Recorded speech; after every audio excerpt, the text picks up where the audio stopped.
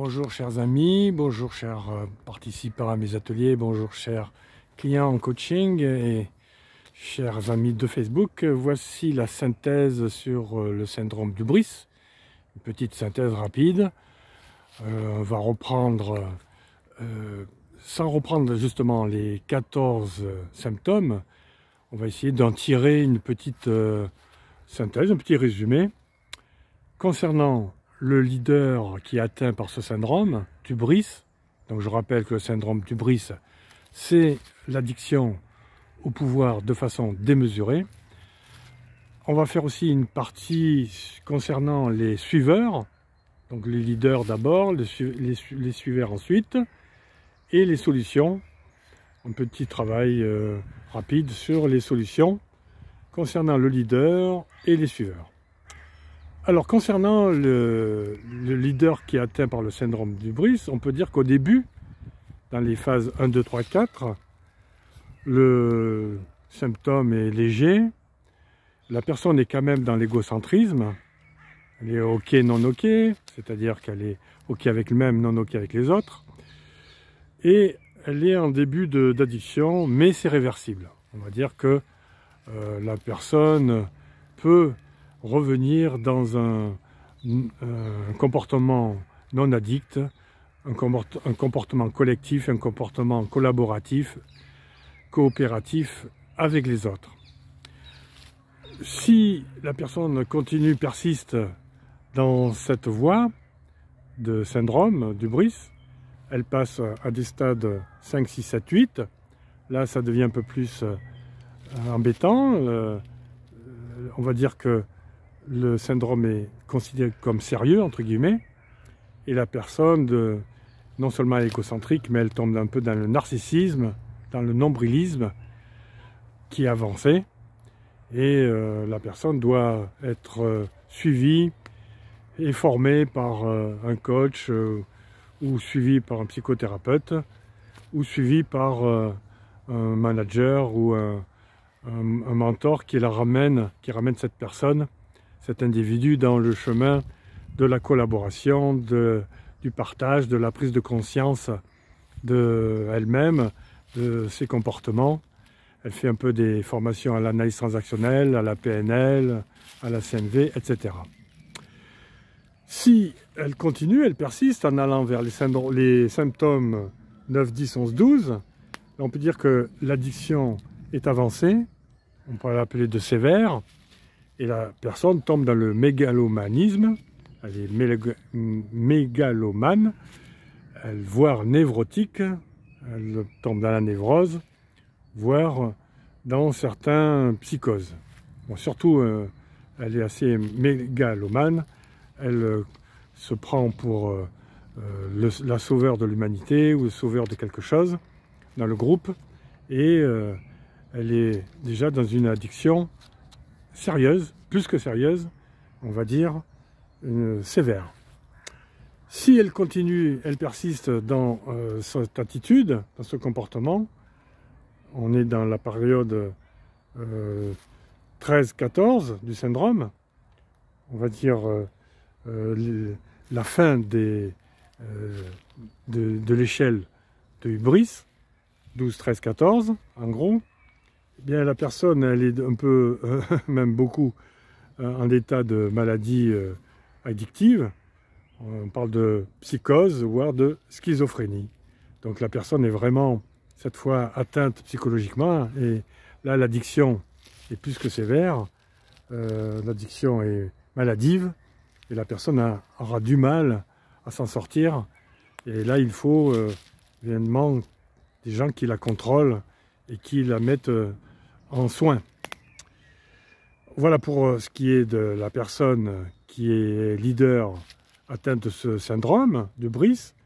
Et parlons maintenant des followers, des followers, hein, avec un gros, et des suiveurs. Donc les suiveurs, ce sont ceux qui sont non ok, c'est-à-dire non ok avec eux-mêmes, ok avec le leader ou les leaders.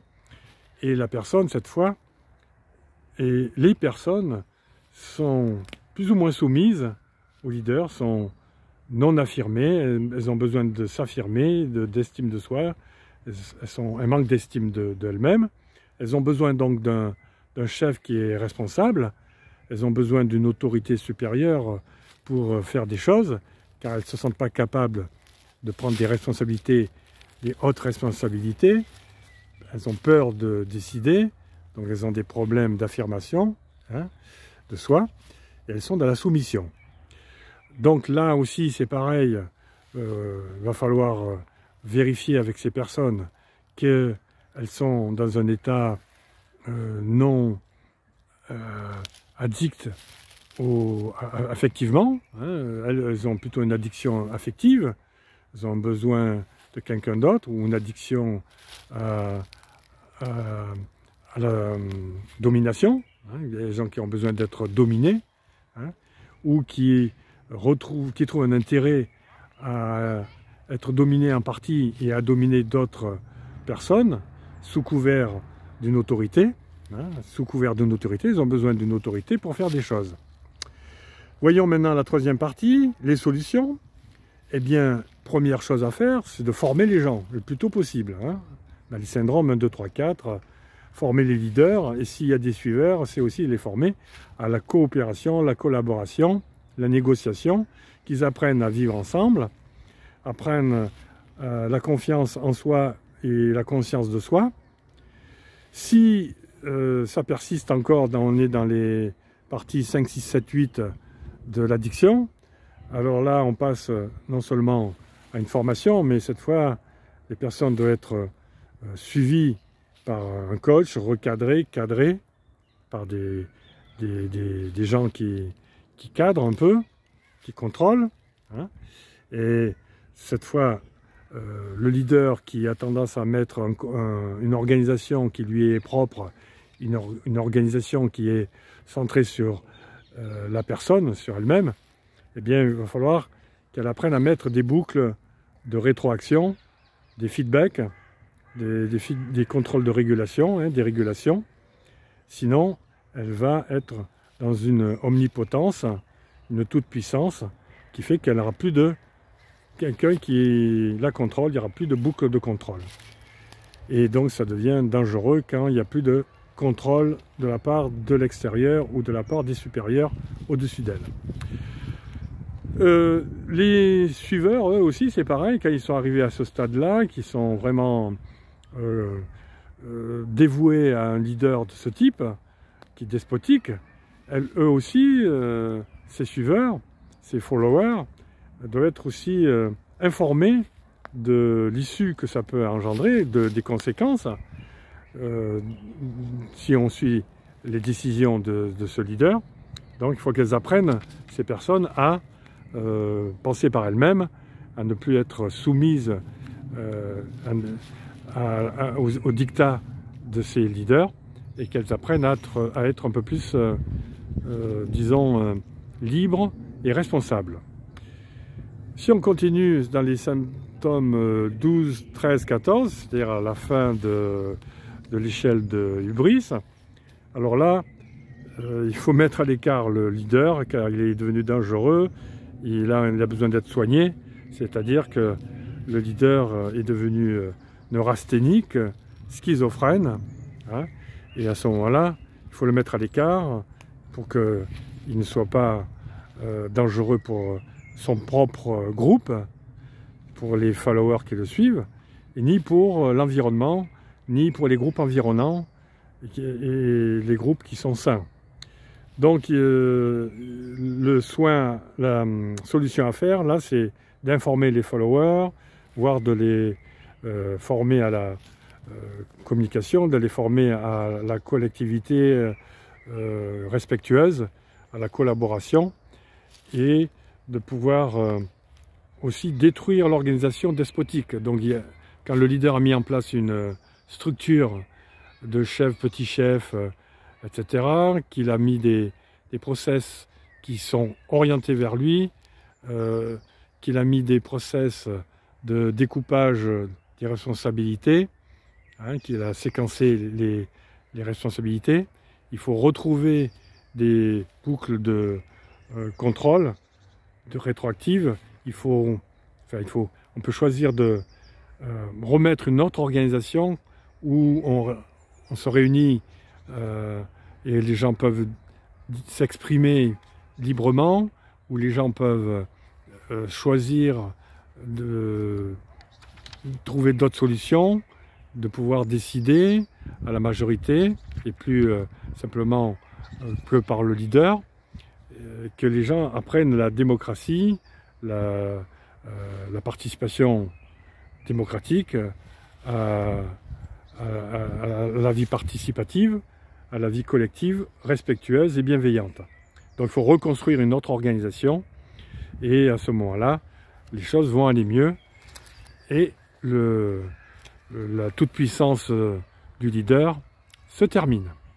Voilà ce que je voulais vous dire pour terminer sur le syndrome de Briest de façon résumée, synthétique. Eh bien, j'espère que ces vidéos vous aideront à reconnaître les comportements de gens qui sont dans le syndrome, dans cette partie maladive, que lorsque vous êtes en relation avec un groupe, que ce soit que vous soyez manager, que vous soyez responsable de réseaux sociaux, que vous soyez responsable de groupe, que vous soyez formateur d'équipe, de plusieurs stagiaires, coach d'équipe, superviseur de coach en équipe, etc. Dès que vous êtes dans un groupe, vérifiez qu'il y a des boucles de rétroaction, que les gens peuvent s'exprimer librement, que vous n'êtes pas dans un des symptômes. Bon, s'il y en a un ou deux encore à la limite, attention. Mais si vous dépassez 3, 4, 5 symptômes, là c'est qu'il y a quelque chose qui ne va pas. Il faut faire quelque chose. Voir un soignant, un psychothérapeute, un superviseur, un N+1 qui soit sain, ou un groupe, une task force, etc. Si c'est internationalement, il faut peut-être passer par les instances internationales. Voilà ce que je voulais vous dire sur le syndrome de Briest. On passera à une autre saga.